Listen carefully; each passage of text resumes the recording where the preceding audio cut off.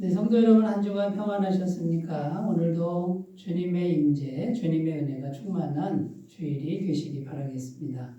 이제 마음 정돈하시고 다 같이 묵상기도 드리심으로 주일 예배를 시작하겠습니다. 기도하겠습니다.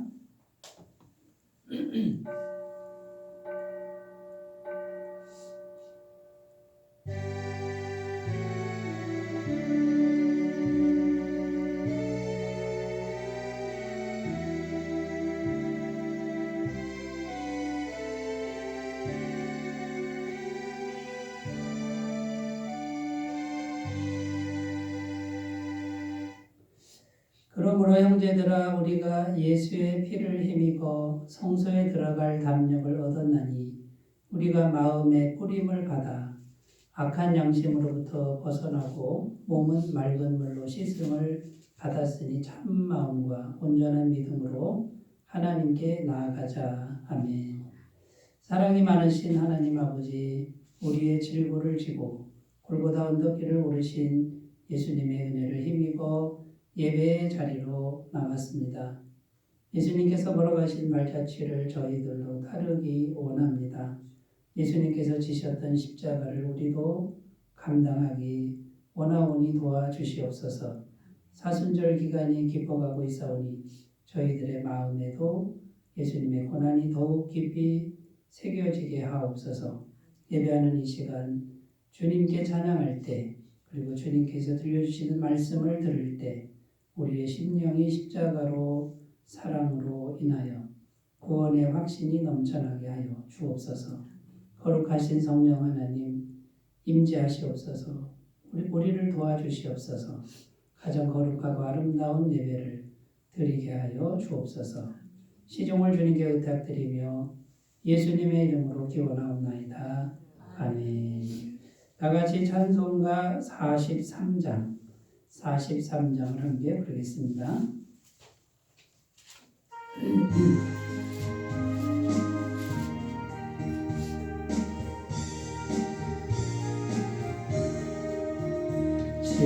즐겁게 안식할 날 반갑고 좋은 날 내 마음을 편케 하니 즐겁고 기쁜 날 이 날에 천하 만민 다 보좌 앞에서 참되신 삼위일체 다 찬송 부르네.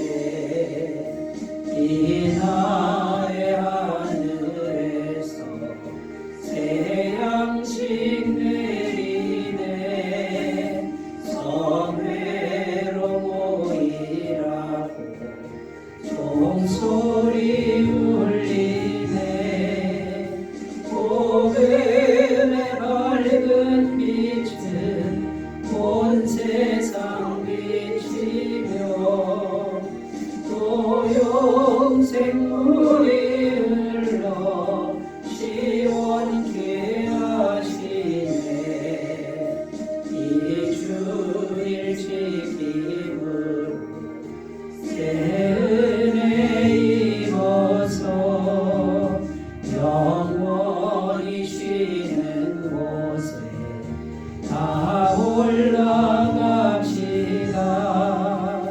성도께 찬미하고 성자와 또 성령 참되신 삼위일체 다 찬송 부르세.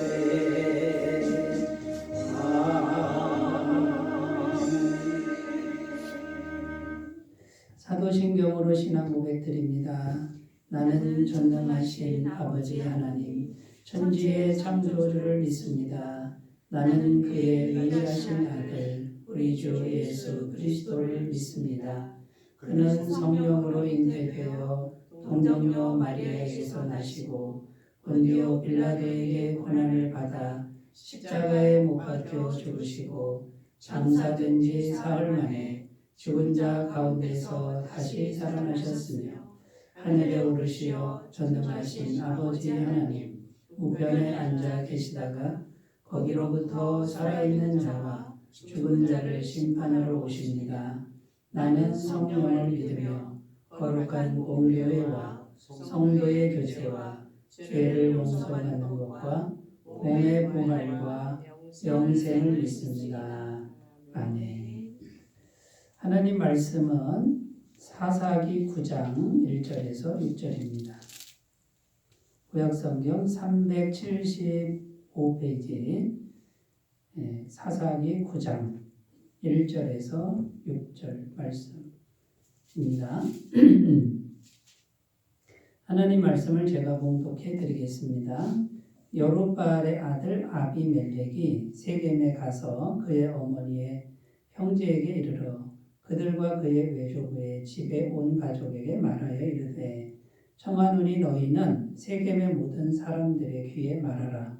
여룻바알의 아들 70명이 다 너희를 다스림과 한 사람이 너희를 다스림이 어느 것이 너희에게 나으냐. 또 나는 너희와 고립임을 기억하라 하니 그의 어머니의 형제들이 그를 위하여 이 모든 말을 세겜의 모든 사람들의 귀에 말하매 그들의 마음이 아비멜렉에게로 기울어서 이르기를 그는 우리 형제라 하고 바알브리 신전에서 은 70개를 내어 그에게 주매 아비멜렉이 그곳으로 방탕하고 경박한 사람들을 사서 자기를 따르게 하고 오브라에 있는 그의 아버지의 집으로 가서 여룻바알의 아들 곧 자기 형제 70명을 한 바위 위에서 죽였으되 다만 여룻바알의 막내 아들 요담은 스스로 숨었으므로 남으니라. 세겜의 모든 사람과 밀로 모든 족속이 모여서 세겜에 있는 상수리 나무 기둥 곁에서 아비멜렉을 왕으로 삼으니라. 아멘. 네, 오늘 말씀의 제목은 어떻게 인생의 집을 잘 세울 수 있을까? 어떻게 인생의 집을 잘 세울 수 있을까? 이런 제목으로 함께 말씀의 은혜를 나누겠습니다. 하나님의 말씀인 성경은요, 집을 잘 세우려면 반드시 하나님께서 세워주셔야 한다. 오직 하나님만이 내 집을 잘 세워주실 수 있다. 이렇게 증언하고 있습니다. 시편 127편 1절에 보면요. 여호와께서 집을 세우지 아니하시면 세우는 자의 수고가 헛되며 여호와께서 성을 지키지 아니하시면 파수꾼의 깨어 있음이 헛되도다. 이렇게 증언하고 있습니다. 그러니까 내 인생의 집을 어떻게 잘 세울 수 있을까? 여기에 대한 해답은 하나님이 내 인생의 집을 세워주셔야 한다. 그렇지 않으면 다 헛된 것이다. 이렇게 말씀하고 있다라는 것이죠. 그런데 오늘 말씀을 보면 이 기드온이라고 하는 사람, 정말 유명한 그리고 용맹스러운 하나님의 종이고 장수였죠. 그 기드온의 집을 보면 그 기드온의 집이 아들 때에 완전히 무너지는, 폭삭망하는 이런 집이 된 것을 보여주고 있습니다. 기드온이 70명의 아들을 두었다고 증언하고 있죠. 세상적인 평가 기준으로 보면 아들이 70명이면 굉장히 든든합니다. 그리고 번영과 축복의 모습입니다. 사람들이 다 우러러본 거죠. 아들이 70명이나 되니까 얼마나 번영한 집인가, 축복받은 집인가라고 부러워했을 것입니다. 그런데 처참한 비극이 발생합니다.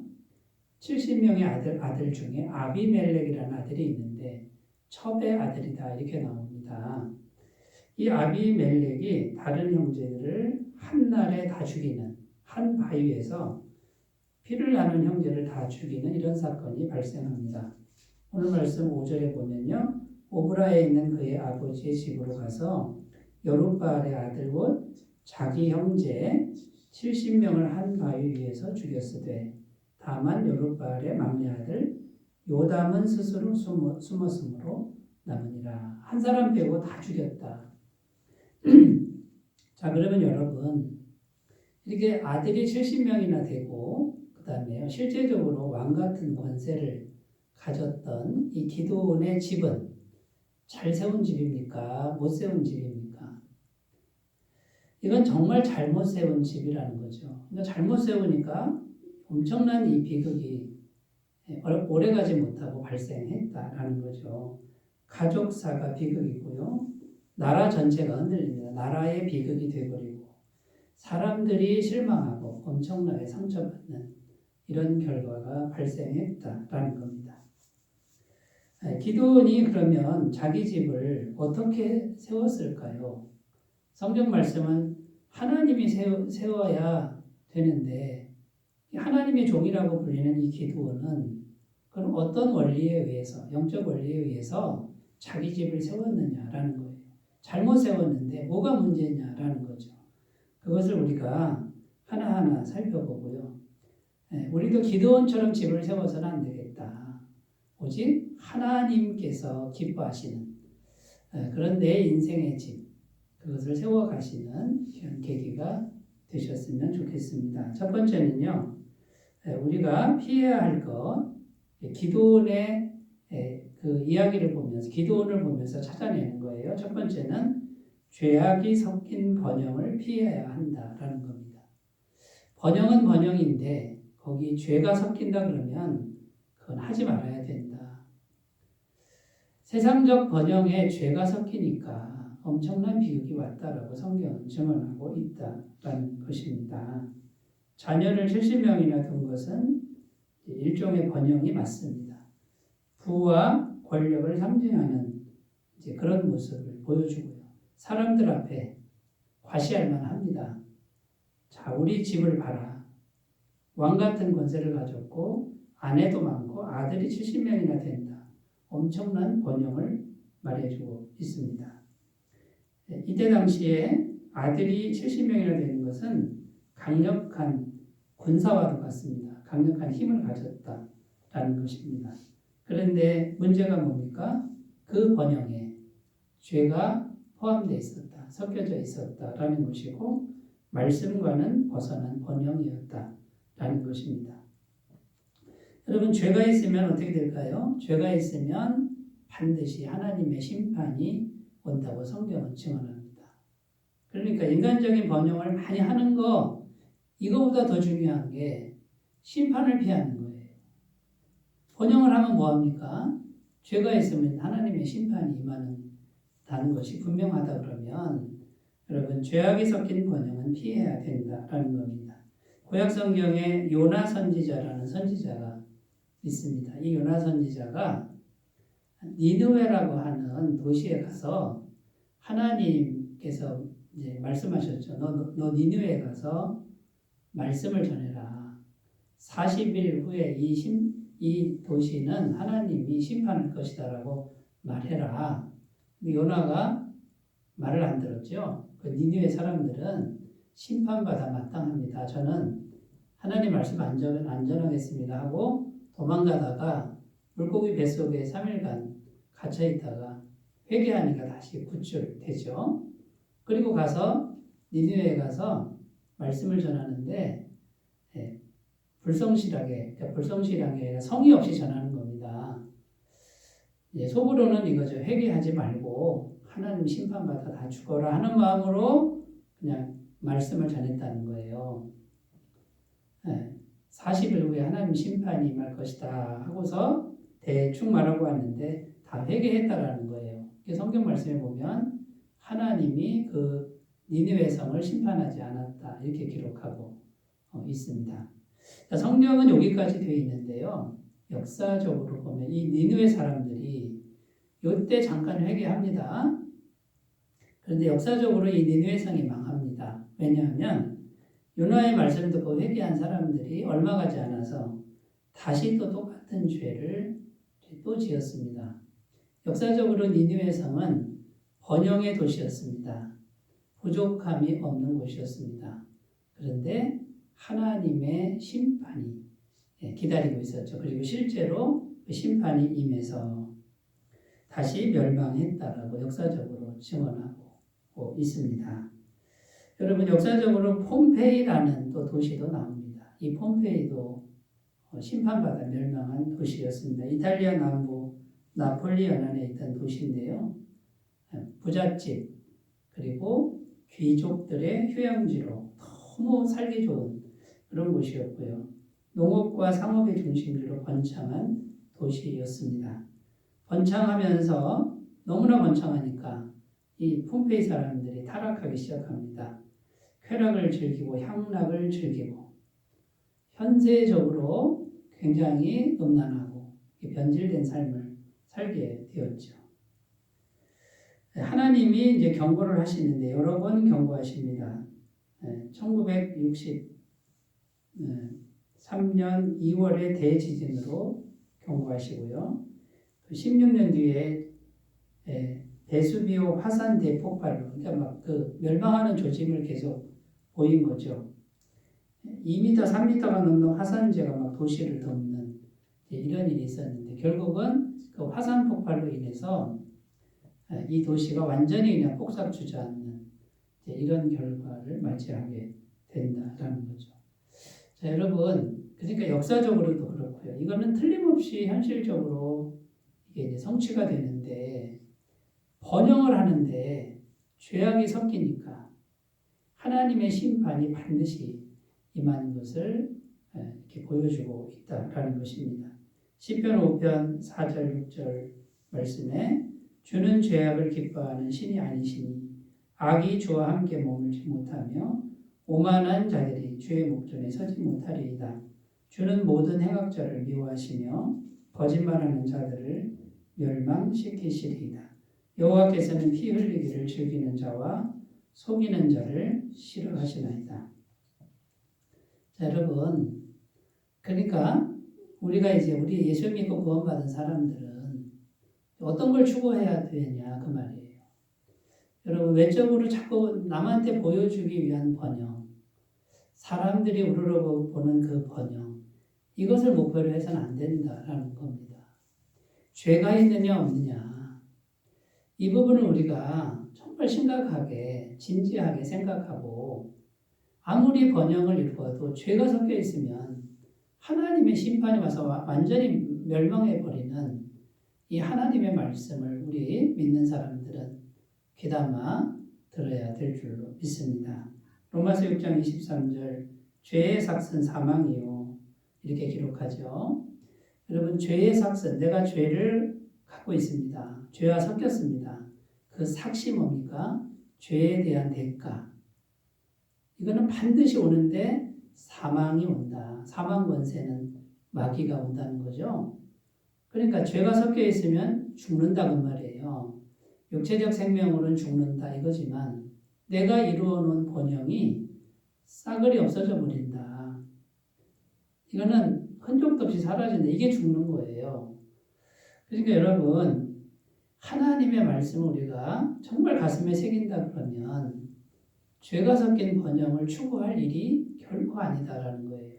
그런데 수많은 사람들이 마귀에게 속아서 또는 자기 욕심 때문에 인간적인 욕망 때문에 죄가 섞여도 좋다. 그런데 번영만 해다오라고 하는 이 그릇된 길로 가는 사람들이 얼마나 많은지 모릅니다. 옆에서 아무리 얘기를 해줘도 들리지가 않는 거예요. 결국은 죄의 삭은 사망의 결과를 낳게 된다는 것이죠. 요한복음 10장 10절에도 도둑이 오는 것은 도둑질하고 죽이고 멸망시키려는 것뿐이요. 이 도둑은 마귀라는 거죠. 이 마귀가 오는 것은요, 도둑질하고 내가 이루어놓은 모든 거 다 가져가 버려요. 죽이고 멸망시키는 게 마귀가 하는 일입니다. 그런데 예수님이 오시면 양으로 우리에게 생명을 얻게 하고 건강한 생명도 주지만 더 풍성히 얻게 하려는 것이다. 부족함이 없는 이 영원한 생명, 빼앗기지 않는 생명을 우리에게 주시는 분이다라고 증거하고 있습니다. 사랑하는 여러분, 기드온은 당대의 엄청난 번영과 성공을 이룬 인물입니다. 그런데 죄악이 섞인 번영, 이것이 기드온의 집을 폭삭 망하게 하는 완전히 엄청난 그 피비린내 나는 비극을 맞이하게 되는 결과를 가져왔다라는 것이죠. 자, 그러면 여러분 우리가 어떻게 마음을 먹어야 될까요? 죄악이 섞인 번영, 이것을 우리가 내려놔야 되고요. 차라리 죄가 섞일 것 같으면 번영을 포기하는 거예요. 번영을 왜 꼭 이루어야 됩니까? 여러분 하루하루 살아가는 모든 순간에 하나님이 함께 하시고 내게 주신 분복이 있으면 충분하지 않겠습니까? 그런데 번영을 주시는데 깨끗하게 번영을 주실 수도 있다. 여러분, 그러니까 기준을 번영에 두지 말고 깨끗함에 두고 그 다음에요 죄를 피하는 길에 두고 거룩함에 두신다 그러면 하나님의 은혜는 영원할 줄로 믿습니다. 두 번째 주제로 가보겠습니다. 왜 기드온의 집안이 망했는가? 자, 이런 부분에서 우리가 생각해 보면 이제 두 번째는 뭐냐면 영적인 가치관을 먼저 분명히 세워야 한다. 영적인 가치관을 분명히 세워야 한다라는 것입니다. 마태복음 6장 33절에 보면요. 그런즉 너희는 먼저 그의 나라와 그의 의를 구하라. 그리하면 이 모든 것을 너희에게 더하시리라. 이렇게 말씀하고 있지요. 여러분 먼저 하나님의 나라와 하나님의 뜻에 대한 이 영적인 가치관, 하나님이 영이시죠. 영적인 가치관을 먼저 확고하게 세워야 그 다음에 이 모든 것은 뭡니까? 먹을 것, 마실 것, 입을 것, 현실적인 것들 이것이 질서 있게 자리를 잡아서 이게 진정한 축복이 됩니다. 그런데 기드온의 집은요. 영적인 가치관 이걸 먼저 세우는 데 실패했습니다. 신앙교육을 제대로 하지 않은 것 같고요. 신앙교육이 되지 않은 상태에서 권력의 맛을 알아버린 아들이 신앙교육이 안 되니까 권력이 최고다라고 하는 이 그릇된 가치관 이걸 가진 아베멜렉이라는 아들이 자기 피를 나눈 형제를 다 죽이는 이 무자비한 살해와 폭행을 저지르게 되었다라는 거죠. 여러분 기드온의 집안의 영적인 가치관이 분명히 세워지지 않은 그런 집안이었다라는 것입니다. 제가 전에 있던 교회에 안수 집사님 한 분이 한 60 정도 되신 분이요. 과거에 엄청나게 크게 성공을 했는데 30대에 수천억대 부자가 된 거예요. 그러면 여러분 돈 안 벌어도 먹고 살잖아요. 근데 30대에 돈이 들어오니까 그때의 영적인 가치관이 분명하지 않았다라는 거예요. 그러니까 그 돈이 남아도니까 그걸로 고급 양주와 그 다음에요 여자와 그 다음에요 투자와 향락을 즐겼다라는 겁니다. 그래서 자고 일어나면 돈이 계속 들어오니까 그것이 영원할 줄 알았다라는 것이죠. 그런데 어느 순간에 한 번에 폭삭 망하는 이런 일을 겪고 지금도 뭔가 일을 하는데 근근히 이제 뭐 살아갈 수 있을 정도의 그 정도의 이제 수입만 있는 거죠. 그런데 그 부인 되시는 권사님의 고백이 뭐라고 고백하냐면요. 목사님, 저는 지금이 너무 감사하고 행복해요. 예전에 제가 정말 좋은 집에서 최고급 음식과 최고의 럭셔리한 자동차와 그걸 즐겼습니다만 단 하루도 평안한 적이 없었습니다. 그런데 지금 우리 남편이 나이 먹어서 고생하고 있지만 지금 너무 감사하고 지금이 행복하다라는 이런 고백을 들은 적이 있습니다. 여러분, 그 남편이 이제 말씀으로 돌아오고 하나님을 진실되게 믿는 사람으로 돌아온 그것이 진짜 감사하다라고 하는 이 고백을 우리가 귀담아 들으셨으면 좋겠습니다. 여러분, 신앙적인 이 가치관, 영적 가치관이 먼저 분명하게 자리 잡은 사람에게는요, 물질이 아무리 와도, 성공이 아무리 와도 그것이 그 사람을 그렇게 흔들지 않습니다. 신앙의 가치관이 확실하게 선 사람은 세상적인 성공이나 물질이 그렇게 자랑스럽지 않습니다. 자랑하지 않는다라는 거예요. 진짜 자랑할 수 있는 거는 내가 하나님 말씀을 붙들고 있다라는 이걸 진짜 자랑하게 되지 세상의 성공이나 돈을 번 것 이것을 자랑하지 않게 된다라는 거예요. 이것이 영적인 가치관이 분명히 세워진 사람들의 특징이다라는 거죠. 자, 그러면 여러분, 우리가 사람을 만날 수 있잖아요. 만나서 그 사람이 뭘 자랑하는지를 보면 우리가 알 수 있겠죠. 이 사람은 영적인 가치관이 분명한지 아닌지가 판가름이 된다라는 거예요. 말 안 해도 감추려고 해도 드러나게 돼 있어. 이 사람은 가치관이 잘못되어 있구나. 그러면 집을 잘못 세우는 사람이다라는 거예요. 그 사람 가까이 가면 같이 망하게 되는 거예요. 여러분, 하나님의 교회 역시 하나님의 집입니다. 어떻게 세워야 할까요? 하나님의 집도 역시 이 교회도 영적인 가치관이 분명히 세워져야 됩니다. 말씀의 가치관이 분명히 세워지지 않는 교회 오래가지 못합니다. 바람이 불고 비가 오고 그러면 무너지게 되어 있다는 거예요. 그러나 영적인 가치관, 말씀의 가치관이 성도님들 한 분 한 분의 분명하게 자리를 잡으면 하나님의 교회는 흔들리지 않는다라는 것이죠. 네, 구약 성경에 보면 엘리 제사장이라고 나옵니다. 이 엘리 제사장 때 자기 두 아들이 홈니와 비느하스라는 아들이 있었다고 그럽니다. 근데 이 홈니와 비느하스 제사장 아들인데 신앙 교육이 제대로 안 된 거예요. 그래서 이 홈니와 비느하스가 아버지 권세를 등에 업고요. 성막에서 수종 드는 여자와 자기 마음대로 동침하고 백성들이 재물을 가져오면 좋은 거 다 빼돌리고 아주 못된 짓을 했습니다. 그러면 아버지 엘리 제사장이 정말 따끔하게 혼을 내야 되는데 혼을 내지 못하는 거예요. 그냥 타이르기만 했지. 결국은 엘리 제사장이 90세가 넘었는데 하나님의 심판이 이 집안에 임합니다. 그런데 한나가 낳은 아기 꼬마 사무엘 이 아이에게 하나님 말씀이 임하는데 이 어린아이의 입을 통해서 당신 집안이 하나님이 심판하신다. 당신의 집안의 남자들을 한날에 다 죽여버리신다.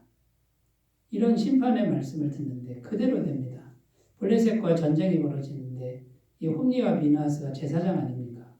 언약궤를 들고 전쟁하러 가는데 언약궤도 빼앗겨버리고 홈니와 비느하스가 그 전쟁에서 그 자리에서 한날에 죽습니다. 엘리 제사장이 몸이 뚱뚱한 사람인데 이제 의자에 기대고 있다가 두 아들이 죽고 언약궤를 빼앗겼다는 소식을 듣고 뒤로 넘어졌는데 목이 부러져 죽었다고 성경은 증언하고 있습니다. 자, 여러분 이제 이런 내용이 이제 구약 성경에 이제 기록되어 있는데요. 사무엘상 4장 18절을 읽어보겠습니다. 하나님의 궤를 말할 때 엘리가 자기 의자에서 뒤로 넘어져 문 곁에서 목이 부러져 죽었으니 나이가 많고 비대한 까닭이라. 그가 이스라엘의 사사가 된 지 40년이었더라. 40년 동안 제사장, 대제사장을 바라다가 한 번에 그 집안이 완전히 심판받아서 망하게 되는 결과를 가져왔습니다. 그러니까 여러분, 하나님을 향한 이 영적인 가치관이 보이지 않습니다만 이게 분명하게 서 있지 않으면 이런 비참한 일들이 생긴다라는 것이죠. 그러니까 여러분, 영적인 가치관을 반석으로, 집 짓는 반석으로 삼는 우리 모두가 되셨으면 좋겠습니다. 성경은 하나님의 말씀이 반석이라고 증언합니다. 마태복음 7장 24절, 27절. 그러므로 누구든지 나의 이 말을 듣고 행하는 자는 그 집을 반석 위에 지은 지혜로운 사람 같으리니 비가 내리고 창수가 나고 바람이 불어 그 집에 부딪히되 무너지지 아니하나니 이는 주추를 반석 위에 놓은 까닭이요 나의 이 말을 듣고 행하지 아니하는 자는 그 집을 모래 위에 지은 어리석은 사람 같으리니 비가 내리고 창수가 나고 바람이 불어 그 집에 부딪힘에 무너져 그 무너짐이 심하니라. 하나님의 말씀을 가치관으로 삼고 인생의 집을 세우시는 분은 반석 위에 집을 짓는 분이다. 이 말씀을 꼭 믿으셨으면 좋겠습니다. 또 성경은 성령 충만이 반석이라고 증언합니다. 창세기 1장 1절에서 3절 태초에 하나님이 천지를 창조하시니라. 땅이 혼돈하고 공허하며 흑암이 깊음 위에 있고 하나님의 영은 수면 위에 운행하시니라. 하나님이 이르시되 빛이 있으라 하시니 빛이 있었고. 여러분, 성령 하나님의 영이 보이지 않습니다. 그런데 그 하나님의 영이 오시니까 이 눈에 보이는 천지 만물, 눈에 보이는 모든 아름다운 것들이 생겨났다라고 증언을 한 것입니다.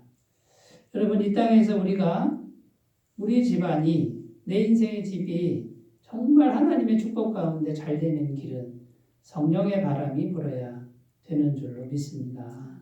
그러면 성령님이 우리 마음에 오셔야 되는데 우리 마음에 겸손함으로 성령님을 모시는 이런 기도의 시간이 꼭 필요하다라는 것이죠.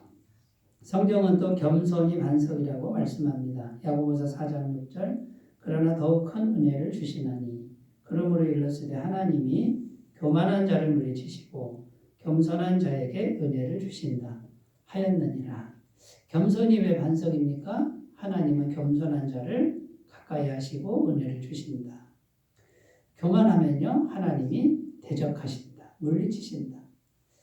하나님이 대적하고 하나님이 물리치는 사람이 어떻게 살 수 있겠습니까? 여러분, 겸손과 교만은 내 마음에 있잖아요. 이 마음에 겸손을 계속 훈련하시는 게 이게 내 인생의 집을 짓는 반석이라는 거예요. 그런데 안타깝게도 수많은 사람들이 자꾸만 자기를 드러냅니다. 사람들에게 자꾸 자기를 인정받으려고 합니다. 보이지 않는 하나님이 보고 계시는 그분께 인정받으려면 겸손해야 되는데 거꾸로 가는 사람들이 얼마나 많은지 모릅니다. 여러분, 하나님은 살아계시고 모든 걸 보고 계신다는 거죠. 하나님을 향한 영적인 가치관, 보이지 않는 것이지만 이 모든 것이 보이는 것을 다 가져다 주고 이 보이지 않는 가치관이 가장 안전하고 가장 아름답고 견고하게 우리 인생에 집을 세우는 걸 굳게 믿으시기를 바라겠습니다. 자, 세 번째입니다. 세 번째, 인생의 집을 어떻게 잘 지을 수 있을까? 십자가의 원리를 따르십시오. 십자가의 원리를 따르라 이렇게 말씀합니다. 오늘 말씀 2절을 읽겠습니다. 청하노니 너희는 세겜의 모든 사람들의 귀에 말하라. 여룻발의 아들 70명이 다 너희를 다스림과 한 사람이 너희를 다스림이 어느 것이 너희에게 나으냐. 또 나는 너희와 고륙임을 기억하라 하니. 이 내용이 뭐냐면 아비멜렉이라고 하는 첩의 아들이 자기 고향 세겜이죠. 고향 땅에 가서 고향 사람들을 지금 막 불러일으키는 거예요. 설득하는 내용인데 기드온의 아들 70명이라는 거죠. 70명이 다 다스리는 게 낫겠느냐.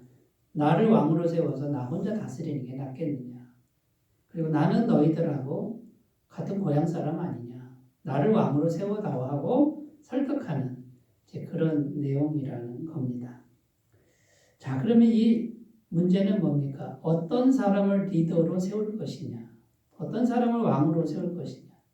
지도자로 세울 것이냐. 자, 어떤 사람을 리더로 세우고 따를 것이냐. 이 문제라는 거죠. 이 아비멜렉은요, 인간적으로 봤을 때 말을 잘합니다. 설득력이 있습니다. 그 다음에 결단력이 있어요. 어떤 결단력이요?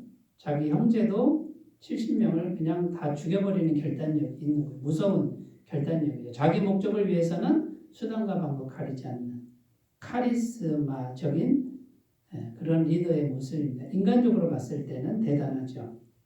그런데 여러분, 역사적으로 말 잘하고 설득력 있고 결단력 있고 카리스마틱한 그런 리더 중에 누구도 있었냐면 히틀러라는 사람도 있었습니다.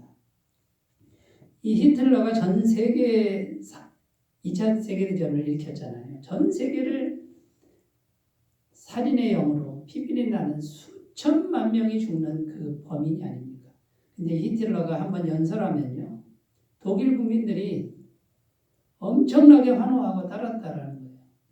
그렇게 말을 잘하고 설득력 있고 결단력이 있는 그 사람, 그 히틀러를 따라가니까 전 세계 수천만 명을 죽이는 그런 결과를 가져왔다라는 거죠. 성경에는 마지막 때에 거짓 선지자들이 많이 나오는데 이 거짓 선지자들도 말을 잘하고 설득력 있고 결단력 있는 지도력 강한 그런 모습의 거짓 선지자들이 나온다. 그래서 많은 사람들이 따를 것이다라고 증언하고 있는 것입니다. 그런데 여러분 성경은 그런 리더는 참된 리더가 아니다라고 말씀하고 있는 것을 여러분 꼭 기억하셨으면 좋겠습니다. 세상은 말 잘하고 설득력 있고 내가 원하는 걸 척척 해주는 그런 리더를 원하지만 하나님은 그런 리더는 잘못된 리더고 우리가 따라야 할 리더는 십자가의 원리를 따르는 리더라고 말씀하고 있다라는 것이죠. 그 십자가의 원리를 따르는 리더의 주인공은 예수님이에요. 여러분, 이 예수님이 사람들을 부추깁니까? 예수님은 부추긴 적이 없습니다. 진리를 선포하고 강요하지 않습니다. 내버려 둡니다. 하나님이 하시도록 하는 거죠. 어떻게 보면 가장 유약하고 결단력도 없어 보이고 때리면 때리는 대로 맞고 십자가에 못 박으면 못 박히게 자신을 내어주는 가장 유약한 그 모습이 예수님의 모습인데 그분이 만왕의 왕이라고 성경은 말하는 거예요. 자, 여러분 여기서 우리가 이 십자가의 원리를 잘 분별하셨으면 좋겠습니다. 자, 십자가의 원리를 따르는 리더 첫 번째는요. 자기는 죽고 하나님의 임재.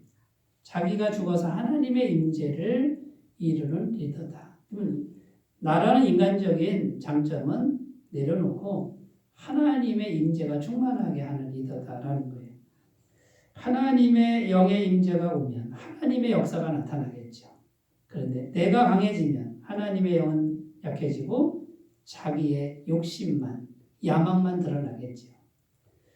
하나님은요, 인간이 드러나는 걸 기뻐하지 않습니다. 하나님의 영이 임하는 걸 기뻐하신다라는 거죠.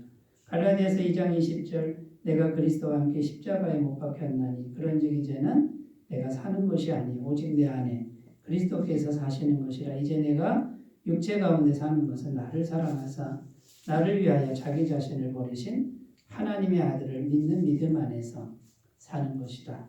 사도 바울의 내면 세계예요. 자기는 없습니다. 죽었습니다. 예수님만 살 뿐입니다라는 내면 세계예요. 그러나 역사적으로 가장 성령 충만한 리더였다라는 것이죠. 두 번째는 정직한 리더입니다. 여러분, 정직해야 십자가의 원리를 따르는 거예요. 거짓이나 속이는 건 마귀가 하는 것이라고 성경은 증언합니다. 요한복음 8장 44절 너희는 너희 아비 마귀에게서 났으니 너희 아비의 욕심대로 너희도 행하고자 하느니라. 그는 처음부터 살인한 자요 진리가 그 속에 없으므로 진리에 서지 못하고 거짓을 말할 때마다 제 것으로 말하나니 이는 그가 거짓말쟁이요 거짓의 아비가 되었습니다. 여러분 우리가 분명히 해야 될 게 뭐냐면요. 우리가 거짓말하는 그 순간에 이미 마귀의 노예가 되었다라는 거예요. 입만 열면 거짓말하는 사람들은 마귀의 영이 들락날락 한다는 걸 우리가 꼭 기억하셨으면 좋겠어요. 성령이 오신 사람은 항상 정직합니다. 세 번째, 기도하는 리더입니다. 마가복음 1장 35절 새벽 아직도 밝기 전에 예수께서 일어나 나가 한적한 곳으로 가사 거기서 기도하시다니. 예수님은 하나님이신데도 매일 새벽 기도하셨습니다. 데살로니가전서 5장 17절 쉬지 말고 기도하라 이렇게 말씀하고 있습니다. 늘 겸손하게 주님을 의지하는 이 기도하는 사람이 십자가의 원리를 따르는 리더다라는 거예요. 마지막으로 겸손한 리더입니다. 야고보서 4장 6절 그러나 더욱 큰 은혜를 주시나니 그러므로 일렀으되 하나님이 교만한 자를 물리치시고 겸손한 자에게 은혜를 주신다 하였느니라. 마태복음 20장 27절 28절 너희 중에 누구든지 으뜸이 되고자 하는 자는 너희의 종이 되어야 하리라. 인자가 온 곳은 섬김을 받으려 함이 아니라 도리어 섬기려 하고 자기 목숨을 많은 사람의 대속물로 주려 함이니라. 여러분 하나님이 원하시는 이 십자가의 원리는요. 내가 죽는 거예요. 나는 없는 것처럼 생각하고 하나님의 임재를 이루는. 그럼 하나님이 나와 함께 하셔서 내 집을, 내 인생의 집을 하나님이 세우시는데 누가 맞겠어요? 여러분, 이 십자가의 원리를 따르면서 인생의 집을 잘 세워가시기 바라겠습니다. 말씀을 정리합니다. 죄악이 섞인 번영, 그 번영을 내려놓을 수 있는 결단이 있으시고요. 영적인 가치관, 말씀의 가치관을 먼저 세우십시오. 그러면 주님이 세워주실 겁니다. 세 번째, 십자가의 원리를 잘 따르시는 복된 인생이 되시기 바라겠습니다. 기도합니다. 하나님 아버지, 우리 인생의 집을 지혜롭게 잘 세울 수 있도록 도와주옵소서. 예수님의 이름으로 기도드립니다. 아멘. 찬송가 285장을 부르겠습니다.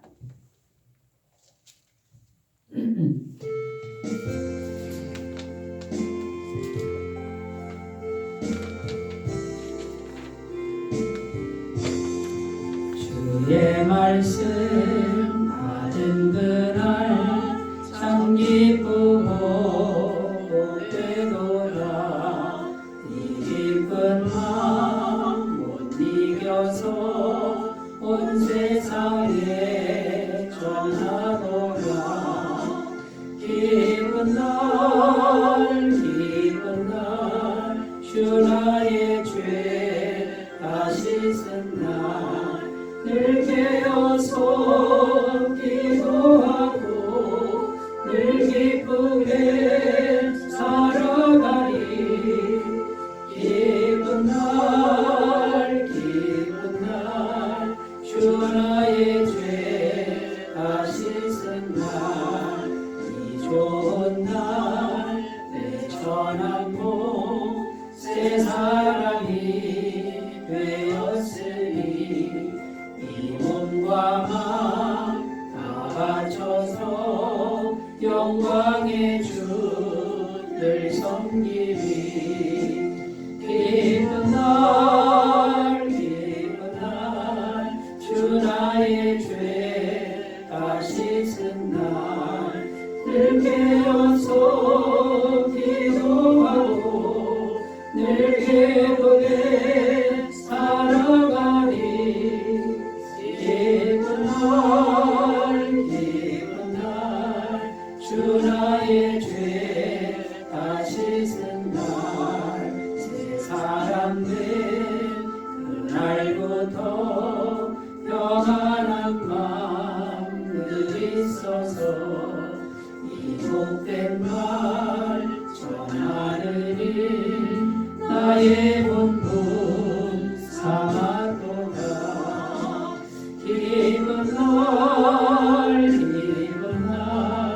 주 나의 죄 다 씻은 날 늘 깨어서 기도하고 늘 기쁘게 살아가리. 기쁜 날 주 나의 죄 다 씻은 날.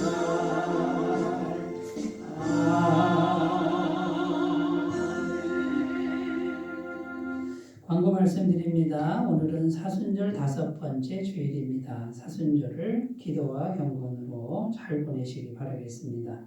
복음 온전히 3월 23일 목요일, 24일 금요일 오전 10시부터 5시 사이에 애터미파크에서 있습니다. 많은 참석 권면 바랍니다. 다음 주일 3월 26일은 남녀선교회 분기회로 모이겠습니다. 모임 시간은 선교회별로 잘 정하시기를 바라겠습니다. 이제 찬송가 1장 부르시고 축도로 예배를 마치겠습니다.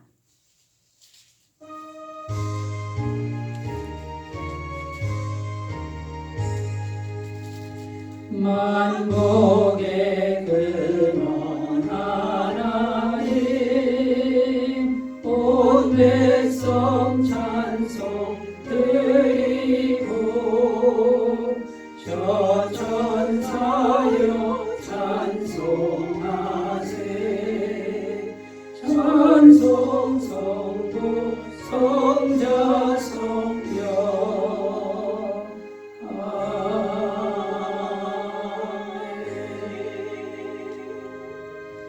이제는 우리 주 예수 그리스도의 은혜와 하나님 아버지 사랑하심과 성령님의 교통하심이 주일 예배를 드리는 모든 백성들 위해 영원토록 함께 하시기를 간절히 축원하옵나이다. 아멘.